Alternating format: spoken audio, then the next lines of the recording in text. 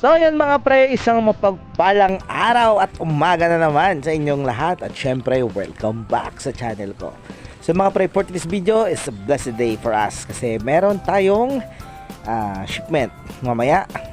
So uwi ako dito at magpe-prepare ako at kukuha tayo ng Platinum King mollies natin na nandun. So ito lang muna yung mga Platinum King molly natin na marketable size. So kukuha tayo dito, konti lang naman yung ipapaship natin mamaya.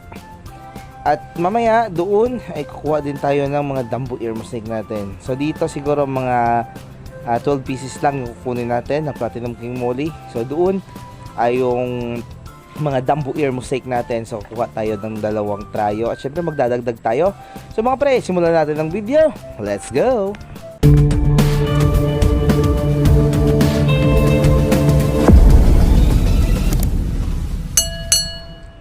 So yung mga pre, sa mga nanonood na bago pa lang sa channel ko, so ito yung breeding area ng ating mga guppies.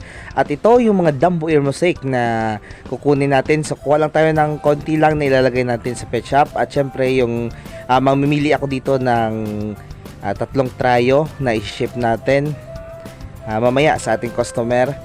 So ayun, so dito, ito yung mga ref tubs natin, ayan sila. So meron lang tayo ditong 4 na strain ng guppy. Japan Blue Gold Double Sword, Electric Blue Moscow, Dumbo ear mosaic at HB Red Rose. Ayan. Napakarami yan mga pre. At syempre mamaya kukuha tayo doon yung mga female na EBM at dito yung mga male na EBM natin. So punta muna tayo doon sa ating Platinum King molly. Let's go! So ito yung mga Platinum King mollies natin mga pre. At syempre nakapili na ako ng mga Platinum King molly. Nandito na sila. So ayan. So yung order sa atin ay 10 pieces lang naman. Pero dahil repeat order na yung kaibigan natin, so dinagdagan natin ng dalawa. So 10 plus 2. So 12 pieces yung ibibigay natin sa kanyang order. So sana matuwa siya. So ito yung mga Platinum King mollies. Grabe mo, tingnan nyo yung katawan. Talagang kumukuti-kuti tap, bumubusi-busi na. So ayan. So napakaganda, tingnan nyo yung mga buntot niya. Ayan, yung katawan, ang tataba. So kahit every other day lang sila kumakain, pero ayan.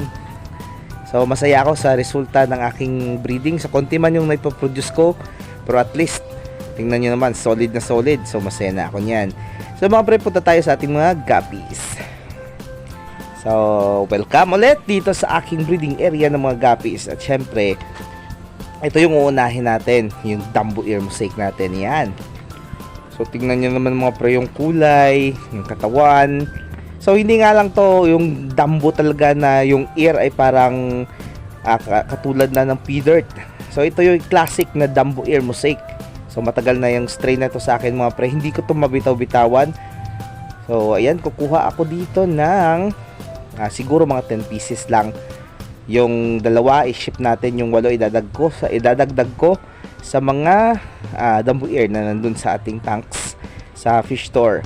So mga pre, hindi ko to masakit sa loob ko na itigil yung strain na to kasi dito ako nagsimula. Dito nabuo lahat ng kaalaman ko sa pag-aalaga ng mga guppies, lahat ng experience ko, at syempre yung pinaka-importante doon yung mga kaibigan ko na sumusuporta at nagmamahal sa atin. Yung mga kaibigan natin na nagga-guide sa atin nung nagsisimula pa lang tayo. So hindi ko yan makakalimutan. At syempre sa taong talagang nagbigay daan upang mapunta ako sa landas ng pag-fish keeping. So maraming salamat sa kaibigan ko na yon. So pagdating ng araw mga pre, makakabawi rin tayo sa kanila. So ay mga pre, tama na yung drama. So kuha lang ako dito ng mga Dumbo ear mosaic. So pinipili natin yung medyo may edad-edad na para talagang maganda na yung mga fins nila, malalapad na, at syempre maganda na yung katawan nila. So ayan, siguro mga 10 pieces pwede na yon. So ito siguro pwede na to. So 8 piraso lang yung nakuha natin. So pwede na to kasi meron pa naman ako doon mga IBM, siguro nasa 10 pieces pa yung nandun. Pero at least ayan, makakadagdag yan. At least yung mga customer natin pag nakita ay attractive. So dito, kukuha ako dito mga pre ng female. So nandito yung lahat ng mga female ko. So, mostly ng mga female ko ay nandito talaga. Naglalagay lang ako ng pailan-ilang mga male dito. Ito kasi yung mga future na gagawin ko mga breeder. So, naselect ko na to. So, dinalagay ko lang dito. Ayan sila, oh. So, pasensya na kayo mga pre dahil busy yung lolo nyo at maraming ginagawa. So, di tayo makapag water change dito agad-agad. At syempre, kung patuloy ka na nakasubaybay sa aking YouTube channel nung umpisa pa lang, alam mo na yung tubig dito ay hindi basta-basta. So, naghihintay lang ako mga pre ng ulan talaga para makapag water change. So, nung nakaraan, nag-water change tayo. So, hinihintay natin mapuno yung 2 drum natin doon sa rain catcher natin. Ayan. So, mga pre, update ko na lang kayo mamaya. So, tatapusin ko lang to. Mangunguha lang tayo. Let's go!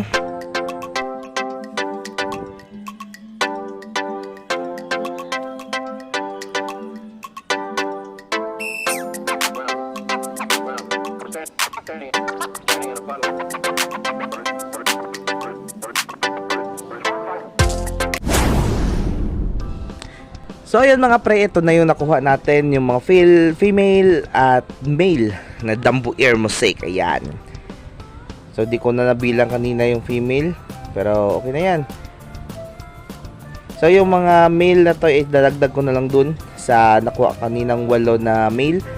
Tsaka yung mga female ay magsiselect ako dito mamaya ng maganda. So dito naman, yung gagawin natin ay kukuha tayo ng male na EBM, Electric Blue Moscow.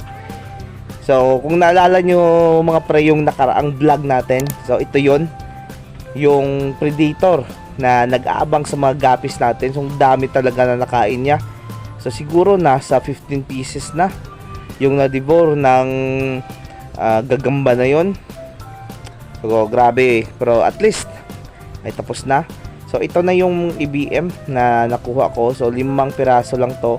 Kasi meron pa ako dun, siguro nasa 10 piraso pa yung nandun. So dadagdagan lang natin yung nabili nung nakaraan. At syempre, kukuha ako dito ng mga female. So medyo mahirap kumuha ng female dito. Kasi nga yung strain na to, talagang ewan ko ba, kapag hinuhuli mo sila, sila pa yung pumapasok dun sa net. Kaya napakahirap kunin dito at mag-select. So mga pre, update ko na lang kayo mamaya. Let's go!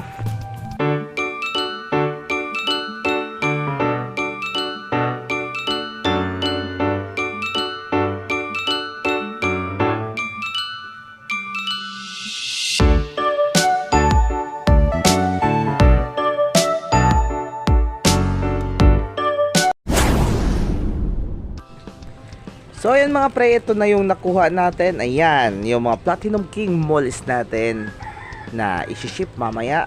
So abangan nyo, uwi rin ako agad-agad. So ito na yung mga guppies natin. At syempre, bago ko malimutan, yung hiningi niya sa atin na aquatic plants. So bibigyan natin siya ng hydrilla. So mga pre, mangunguha lang ako ng mga hydrilla dito. So update ko kayo mamaya. Ito na mga pre, yung hydrilla na nakuha natin. So pabalot natin ito sa plastic. So ibibigay natin to as free sa kanya kasi napakarami naman dito. Ayan. So ginagawa natin itong hiding place sa ating breeding ng ating Platinum King mollies. Ayan. So siguro itatabi ko na lang muna dito. At syempre magpapakain lang ako sa mga alaga natin at tatabunan ko ng net. At saka dito nagpapasok pa ako ng tubig. Yan. So mga pre, update ko na lang kayo mamaya. So yun mga pre, pauwi na ako. Pabalik na tayo sa fish store kasi ihanda natin lahat ng i-ship natin. Konti lang naman to mga pre. So let's go. At yun na nga mga pre, nandito na ako, di ba? Ang bilis ko, parang kidnap. So nandito na ako at nilagay ko muna dito sila sa balde. Tsaka dito sa may planggana na maliit. So dyan lang muna sila mga pre kasi mga past 12 ko pa sila i-ship. So series lang yung sasakyan natin papuntang Barotac Viejo. So yun mga pre, ito na yung ipapadala natin sa bus papuntang Barotac Viejo. So, maghihintay lang tayo dito mga pre ng series. At syempre, maraming salamat sa patuloy na pagsuporta at panonood ng mga video ko. So, sa mga subscriber natin dyan, so maraming salamat. At kung ikaw nanonood ngayon na hindi pa nakapag-subscribe, ayun, may smile pa. So, pakiclick naman po ng subscribe button, pati na rin ang notification bell para updated ka sa mga video ang ginagawa ko. So, mga pre, hanggang sa sunod na video natin, maraming salamat sa pagsuporta. God bless us all and bye-bye!